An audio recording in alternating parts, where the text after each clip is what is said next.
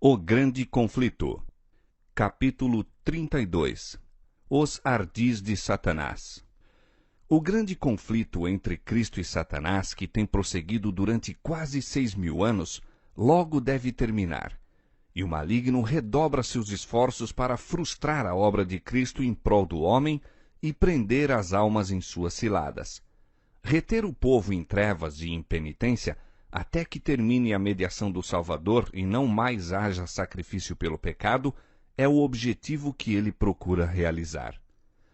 Não se fazendo um esforço especial para resistir ao seu poder, prevalecendo a indiferença na igreja e no mundo, Satanás não se preocupa, pois que não se acha em perigo de perder os que está levando em cativeiro à sua vontade. Mas ao ser chamada a atenção para as coisas eternas e almas indagarem: que é necessário que eu faça para me salvar? Ele está a postos, procurando opor seu poder ao de Cristo e neutralizar a influência do Espírito Santo. As Escrituras declaram que, em certa ocasião, em que os anjos de Deus foram apresentar-se perante o Senhor, Satanás foi também entre eles. Jó 1:6. Não para curvar-se perante o Rei Eterno, mas para favorecer seus maldosos intentos contra os justos. Com o mesmo objetivo está ele presente quando os homens se congregam para o culto a Deus.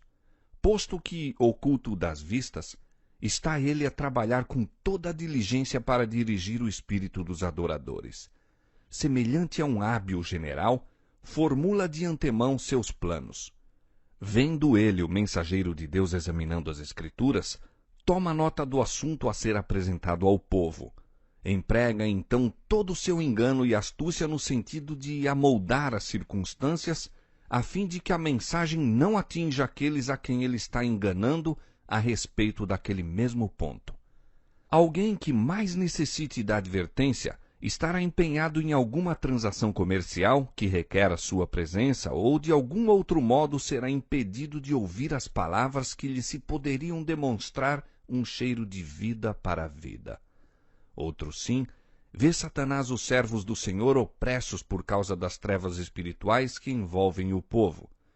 Ouve suas fervorosas orações rogando graça e poder divinos para quebrar a fascinação da indiferença, descuido e apatia.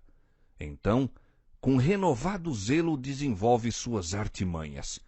Tenta aos homens a satisfação do apetite ou alguma outra forma de condescendência própria, embotando assim a sua sensibilidade, de maneira que deixem de ouvir precisamente as coisas que mais necessitam aprender. Satanás bem sabe que todos quantos ele pode levar a negligenciar a oração e o exame das Escrituras serão vencidos por seus ataques. Portanto, inventa todo o artifício possível para ocupar a mente. Sempre houve uma classe que, mostrando-se embora muito piedosos, ao invés de prosseguir no conhecimento da verdade, fazem consistir sua religião em procurar algum defeito de caráter ou erro de fé naqueles com quem não concordam. Tais pessoas são a mão direita de Satanás. Os acusadores dos irmãos não são poucos, e estão sempre em atividade quando Deus está a operar e seus servos lhe estão prestando verdadeira homenagem. Eles darão interpretação falsa às palavras e atos dos que amam a verdade e lhe obedecem. Representarão os mais ardorosos, zelosos e abnegados servos de Cristo como estando enganados ou sendo enganadores. É sua obra representar falsamente os intuitos de toda ação verdadeira e nobre, fazer circular insinuações e despertar suspeitas no espírito dos inexperientes. De todo modo imaginável, procurarão fazer com que o que é puro e justo seja considerado detestável e enganador. Ninguém, todavia, necessita ser enganado em relação a eles. Pode-se facilmente ver de quem são filhos o exemplo de quem seguem e a obra de quem fazem. Pelos seus frutos os conhecereis. Mateus 7,16. Seu procedimento assemelha-se ao de Satanás, o odioso caluniador, o acusador de nossos irmãos. Apocalipse 12:10. O grande enganador tem muitos agentes prontos para apresentar toda e qualquer espécie de erro, a fim de enredar as almas. Heresias preparadas para se adaptarem aos vários gostos e capacidades dos que ele deseja arruinar.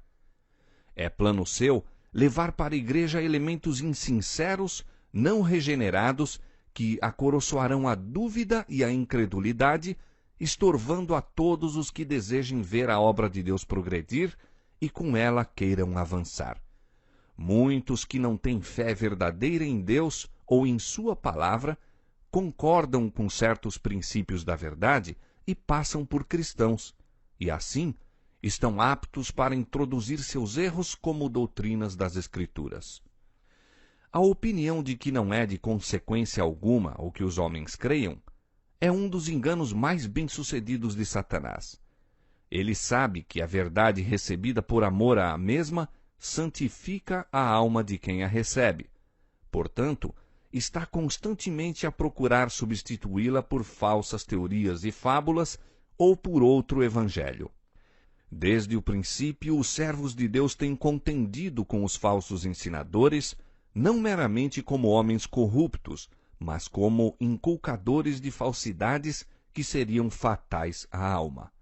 Elias, Jeremias, Paulo, firme e destemidamente se opunham aos que estavam desviando os homens da palavra de Deus. A liberalidade, que considera como sendo sem importância uma fé religiosa correta, não encontrava apoio algum por parte daqueles santos defensores da verdade.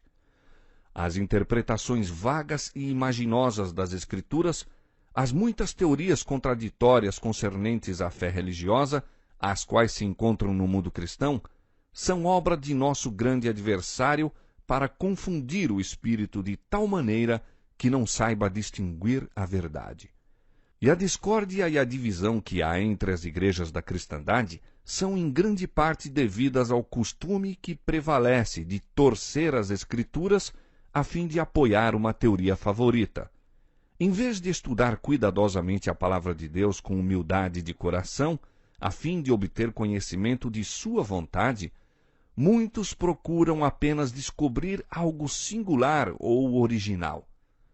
Com o intuito de sustentar doutrinas errôneas ou práticas anticristãs, alguns apanham passagens das Escrituras separadas do contexto, citando talvez a metade de um simples versículo como prova de seu ponto de vista, quando a parte restante mostraria ser bem contrário o sentido. Com a astúcia da serpente, entrincheiram-se por trás de declarações desconexas, interpretadas de maneira a convir a seus desejos carnais. Muitos, assim, voluntariamente pervertem a palavra de Deus. Outros, possuindo ativa imaginação, lançam mão das figuras e símbolos das Escrituras Sagradas, interpretam-nos a seu bel prazer, tendo em pouca conta o testemunho das Escrituras como seu próprio intérprete, e então apresentam suas fantasias como ensinos da Bíblia. Quando quer que o estudo das Escrituras se inicie sem espírito de oração, humildade e docilidade, as passagens mais claras e simples, bem como as mais difíceis, serão torcidas do seu verdadeiro sentido. Os dirigentes papais escolhem as partes das Escrituras que melhor servem a seu propósito, interpretam-nas de modo a lhes convirem e então as apresentam ao povo, ao mesmo tempo em que lhe negam o privilégio de estudar a Escritura Sagrada e compreender por si mesmos suas santas verdades. A Bíblia inteira deveria ser dada ao povo tal qual é. Melhor lhe seria não ter nenhuma instrução bíblica do que receber os ensinos das Santas Escrituras tão grosseiramente desvirtuados. A Bíblia foi destinada a ser guia a todos os que desejassem familiarizar-se com a vontade de seu Criador.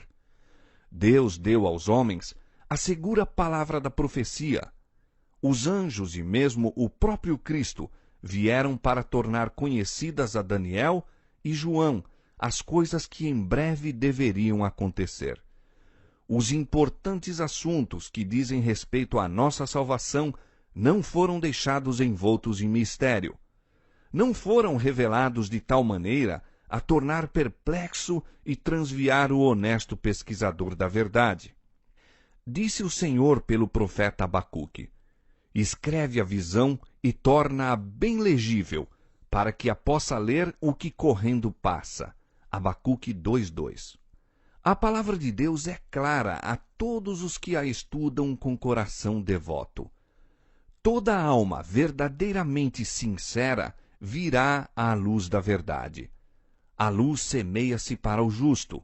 Salmo 97:11. E nenhuma igreja poderá progredir na santificação a menos que seus membros estejam fervorosamente em busca da verdade como de um tesouro escondido. Ao brado de liberdade, os homens se tornam cegos aos ardis do adversário, enquanto ele se acha em todo o tempo trabalhando com perseverança para a realização de seu objetivo. Ao ser bem-sucedido em suplantar a Bíblia por meio de especulações humanas, a lei de Deus é posta de parte e as igrejas se encontram sob a servidão do pecado ao mesmo tempo em que declaram estar livres. Para muitos, as pesquisas científicas se tornam uma desgraça. Deus permitiu que uma inundação de luz fosse derramada sobre o mundo em descobertas científicas e artísticas, mas mesmo os maiores espíritos, se não forem guiados pela palavra de Deus em suas pesquisas, desencaminhar-se-ão em suas tentativas de investigar as relações entre a ciência e a revelação. O saber humano, tanto das coisas materiais como das espirituais, é parcial e imperfeito. Portanto, muitos são incapazes de harmonizar com as declarações das Escrituras suas opiniões sobre a ciência. Muitos aceitam meras teorias e especulações como fatos científicos e julgam que a palavra de Deus deve ser provada pelos ensinos da falsamente chamada ciência. 1 Timóteo 6:20. O Criador e suas obras estão além de sua compreensão. E por não poderem explicar isto pelas leis naturais, a história bíblica é considerada indigna de confiança. Os que duvidam da fidedignidade dos relatos do Velho e Novo Testamentos, muito a miúde vão um passo além, pondo em dúvida a existência de Deus e atribuindo à natureza o poder infinito. Tendo perdida sua âncora, são deixados a chocar-se contra as rochas da incredulidade. Assim, muitos se desviam da fé e são seduzidos pelo diabo. Os homens têm se esforçado por ser mais sábios do que o seu Criador. A filosofia humana tem tentado devassar e explicar mistérios que jamais serão revelados por todas as eras eternas.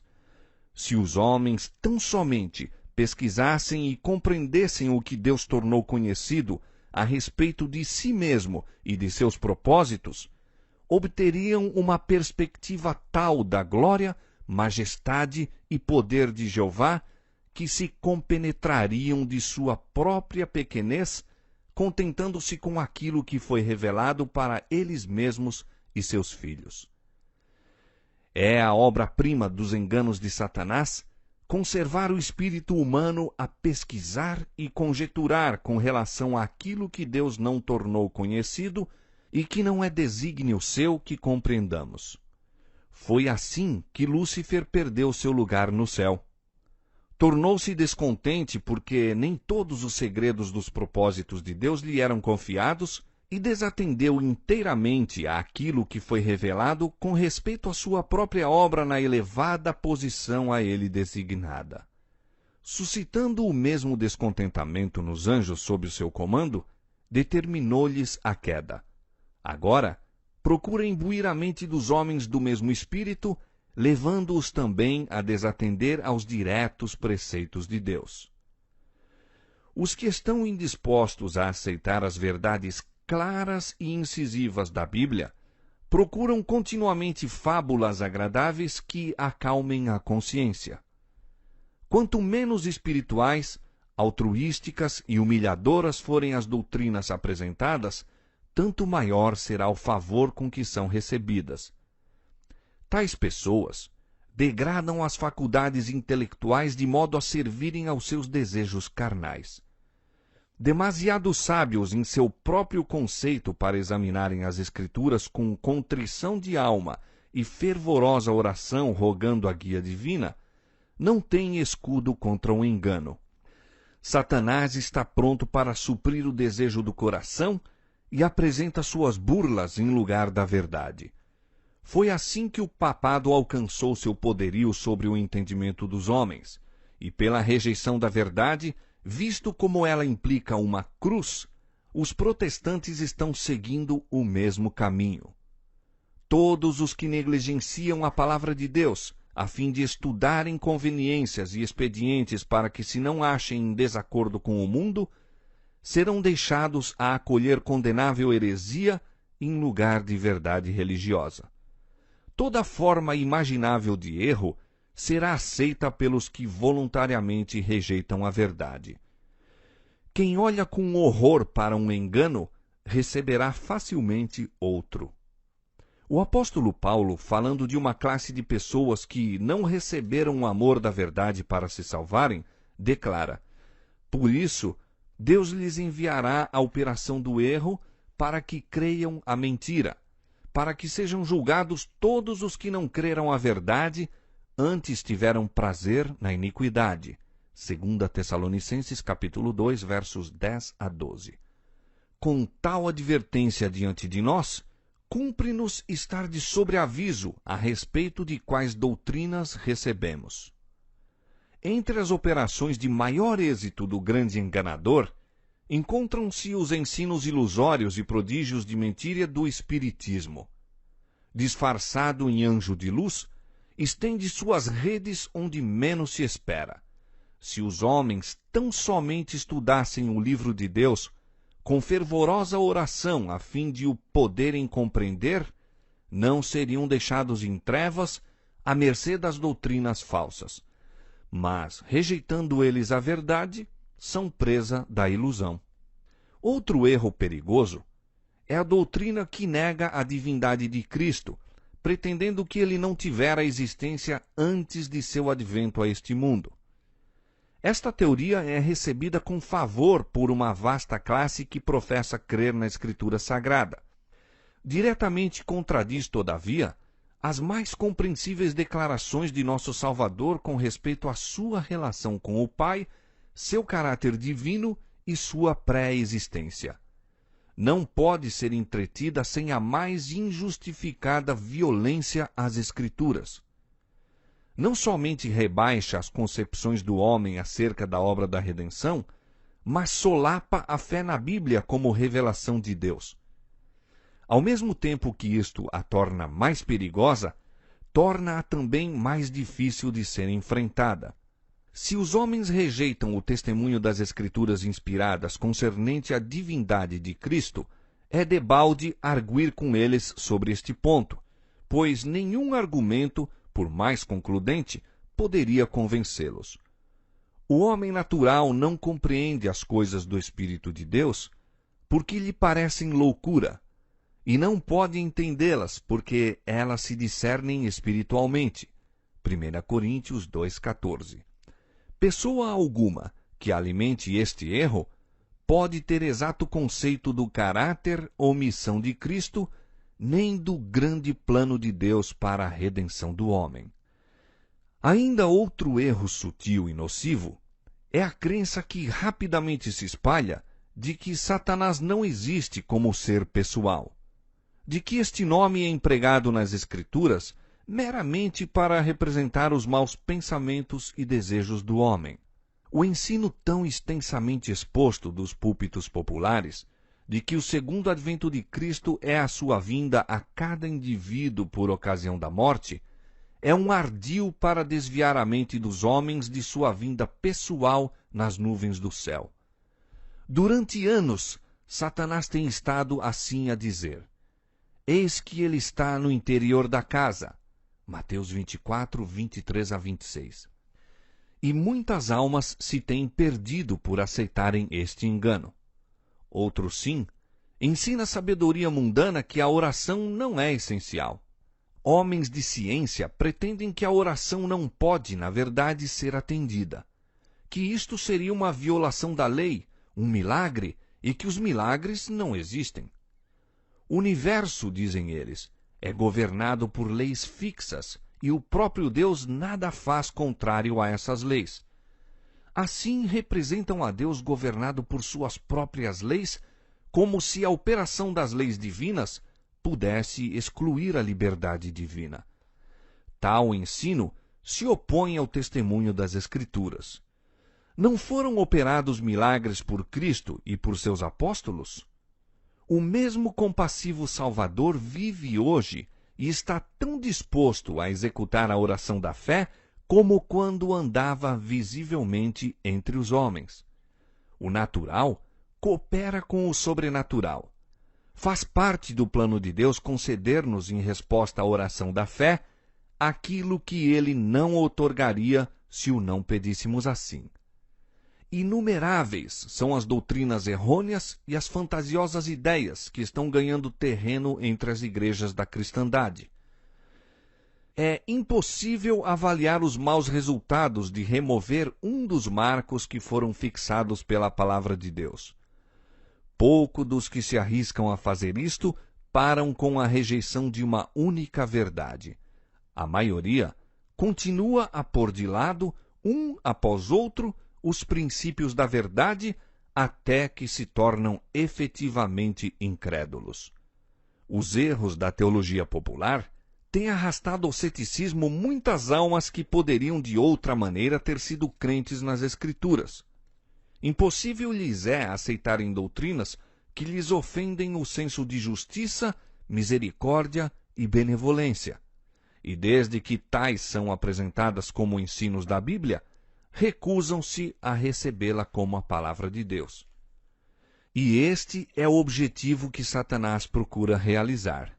Nada há que ele mais deseje do que destruir a confiança em Deus e em sua palavra. Satanás está à frente do grande exército dos que duvidam e trabalha em sua máxima força para aliciar as almas para suas fileiras. Duvidar está se tornando moda. Há uma classe numerosa pela qual a palavra de Deus é olhada com desconfiança, pela mesma razão por que o foi o seu autor. Porque ela reprova e condena o pecado. Os que estão indispostos a obedecer-lhe aos preceitos esforçam-se por subverter a sua autoridade. Leem a Escritura ou ouvem os seus ensinos como são apresentados do púlpito sagrado, meramente para encontrar defeito nela ou no sermão. Não poucos se tornam incrédulos a fim de justificar-se ou desculpar-se da negligência do dever. Outros adotam princípios céticos por orgulho ou indolência. Demasiado amantes da comodidade para se distinguirem no cumprimento de qualquer coisa digna de honra, que requer esforço e abnegação, visam conseguir fama de uma sabedoria superior, criticando a Bíblia. Há nela muita coisa que a mente finita, não iluminada pela sabedoria divina, é impotente para compreender, e assim encontram ensejo para criticar. Muitos há que parecem entender ser virtude achar-se do lado da descrença, do ceticismo e da incredulidade. Mas, sob aparência de sinceridade, ver-se-á que tais pessoas são movidas pela confiança própria e orgulho. Muitos se deleitam em encontrar nas Escrituras alguma coisa que confunda o espírito de outros. Alguns, a princípio, criticam e sofismam por simples amor à controvérsia. Não compreendem que se estão assim enredando nas ciladas do passarinheiro. Tendo, porém, expresso abertamente descrença, entendem que devem manter sua atitude. Assim, se unem eles aos ímpios e fecham para si mesmos as portas do paraíso. Deus deu em sua palavra evidência bastante do caráter divino da mesma. As grandes verdades que dizem respeito à nossa redenção estão claramente apresentadas. Pelo auxílio do Espírito Santo, que é prometido a todos os que o buscam com sinceridade, cada qual pode compreender por si estas verdades. Deus concedeu aos homens um firme fundamento sobre que repousar a fé. Contudo, a mente finita dos homens não está adaptada a compreender completamente os planos e propósitos do Ser infinito. Jamais poderemos, por meio de pesquisas, encontrar a Deus. Não devemos tentar erguer com mãos presunçosas o véu com o qual ele vela sua majestade. O apóstolo exclama: quão insondáveis são os seus juízos e quão inescrutáveis os seus caminhos. Romanos 11:33. Podemos compreender seu trato para conosco e os motivos que o movem até ao ponto em que nos é possível discernir o amor e a misericórdia ilimitados em união com o poder infinito. Nosso Pai Celestial tudo determina em sabedoria e justiça, e não devemos estar descontentes e destituídos de confiança, antes curvar-nos em submissão reverente. De seus propósitos, ele nos revelará tanto quanto é para o nosso bem saber, e além disto, devemos confiar na mão que é onipotente, no coração que está repleto de amor. Ao mesmo tempo em que Deus deu prova ampla para a fé, nunca removeu toda desculpa para a descrença. Todos os que buscam ganchos em que pendurar suas dúvidas, encontrá-los-ão. E todos os que se recusam a aceitar a palavra de Deus e lhe obedecer antes que toda a objeção tenha sido removida e não mais haja lugar para dúvida, jamais virão à luz. A desconfiança em Deus é produto natural do coração não renovado que está em inimizade com ele. A fé, porém, é inspirada pelo Espírito Santo e unicamente florescerá à medida que for acalentada. Ninguém pode se tornar forte na fé sem esforço decidido. A incredulidade é fortalecida ao ser acoroçoada.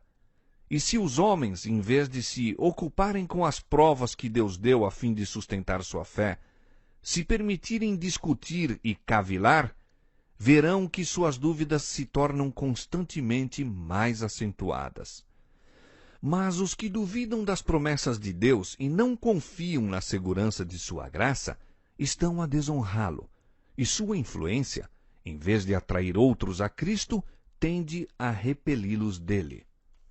São árvores infrutíferas que estendem amplamente seus escuros ramos, excluindo da luz do sol outras plantas e fazendo-as atrofiar-se e morrer na fria sombra. O trabalho de tais pessoas aparecerá como uma constante testemunha contra aquelas. Estão a lançar sementes de dúvida e ceticismo que produzirão infalível messe. Apenas um caminho há a seguir para quantos desejem sinceramente livrar-se das dúvidas. Em vez de questionar e cavilar com relação àquilo que não compreendem, atendam à luz que já resplandece sobre eles e receberão maior luz. Cumpram-se todo o dever que já se lhes fez claro à compreensão, e estarão aptos a compreender e cumprir aqueles sobre os quais estão agora em dúvida. Satanás pode apresentar uma contrafação tão parecida com a verdade que engane aos que estão dispostos a ser enganados, aos que desejam excluir a abnegação e o sacrifício exigidos pela verdade. Impossível lhe é, porém, reter sob o seu poder uma só alma que sinceramente deseje conhecer a verdade, custe o que custar. Cristo é a verdade e a luz que alumia a todo homem que vem ao mundo. João 1:9. O Espírito da verdade foi enviado para guiar os homens em toda a verdade. E pela autoridade do Filho de Deus se acha declarado: buscai e encontrareis. Se alguém quiser fazer a vontade dele, pela mesma doutrina conhecerá se ela é de Deus. Mateus capítulo 7, verso 7 e João 7, 17. Os seguidores de Cristo pouco sabem das tramas que Satanás e suas hostes contra eles estão formando. Aquele, porém, que se assenta nos céus, encaminhará todos esses estratagemas para o cumprimento de seus profundos desígnios. O Senhor permite que seu povo seja submetido à atroz prova da tentação, não porque tenha prazer em sua aflição e angústia, mas porque tal operação é indispensável à sua vitória final. Ele não poderia, de maneira coerente com sua própria glória, escudá-los na tentação, pois o objetivo da prova é prepará-los para resistirem a todas as seduções do mal.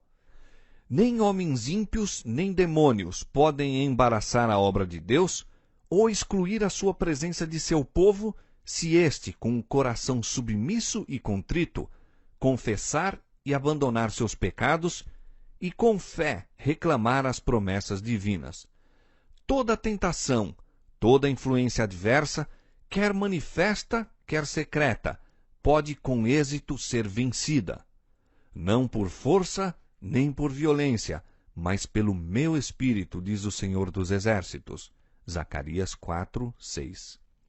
Os olhos do Senhor estão sobre os justos e os seus ouvidos atentos às suas orações. E qual é aquele que vos fará mal, se fordes zelosos do bem? 1 São Pedro capítulo 3, versos 12 e 13. Quando Balaão, seduzido pela promessa das ricas recompensas, praticou encantos contra Israel e, por meio de sacrifícios ao Senhor, procurou invocar maldição sobre o seu povo, o Espírito do Senhor vedou o mal que ele anelava pronunciar, e Balaão foi forçado a dizer: Como amaldiçoarei o que Deus não amaldiçoa? E como detestarei quando o Senhor não detesta? A minha alma morra da morte dos justos, e seja o meu fim como o seu. Quando novamente foi oferecido o sacrifício, declarou o ímpio profeta: Eis que recebi mandado de abençoar, pois ele tem abençoado, e eu não o posso revogar. Não viu iniquidade em Israel, nem contemplou maldade em Jacó. O Senhor seu Deus é com ele, e nele e entre eles se ouve o alarido de um rei. Pois contra Jacó não vale encantamento, nem adivinhação contra Israel. Neste tempo se dirá de Jacó e de Israel: Que coisas Deus tem obrado! Números capítulo 23, versos 8, 10, 21 e 23. Contudo se erigiram altares pela terceira vez, e novamente Balaão tentou pronunciar uma maldição. Mas, mediante os obstinados lábios do profeta, o Espírito de Deus declarou a prosperidade de seus escolhidos e repreendeu a loucura e malignidade de seus adversários. Benditos os que te abençoarem, e malditos os que te amaldiçoarem. Números 24, 9. O povo de Israel era nesse tempo fiel a Deus, e enquanto permanecessem em obediência à sua lei, nenhum poder na terra ou no inferno poderia prevalecer contra eles. Mas a maldição que Balaão não foi permitido pronunciar contra o povo de Deus, conseguiu finalmente trazer sobre eles, seduzindo-os ao pecado. Ao transgredirem os mandamentos de Deus, separaram-se então dele, sendo deixados a sentir o poder do destruidor. Satanás está bem ciente de que a mais débil alma que permaneça em Cristo é mais que suficiente para competir com as hostes das trevas e que, caso ele se revelasse abertamente, seria enfrentado e vencido. Portanto, procura retirar das suas potentes fortificações os soldados da cruz, enquanto jaz de emboscada com as suas forças, pronto para destruir todos os que se arriscam a penetrar em seu terreno. Unicamente com humilde confiança em Deus e obediência a todos os seus mandamentos, poderemos achar-nos seguros. Ninguém, sem oração, se encontra livre de perigo durante um dia ou uma hora que seja. Especialmente Devemos rogar ao Senhor sabedoria para compreender a sua palavra. Ali estão revelados os estratagemas do tentador e os meios pelos quais se pode a ele resistir com êxito. Satanás é perito em citar as Escrituras, dando sua própria interpretação às passagens pelas quais espera fazer-nos tropeçar. Devemos estudar a Bíblia com humildade de coração, nunca perdendo de vista nossa sujeição a Deus.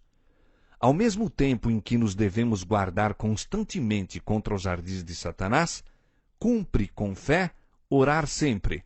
Não nos deixes cair em tentação.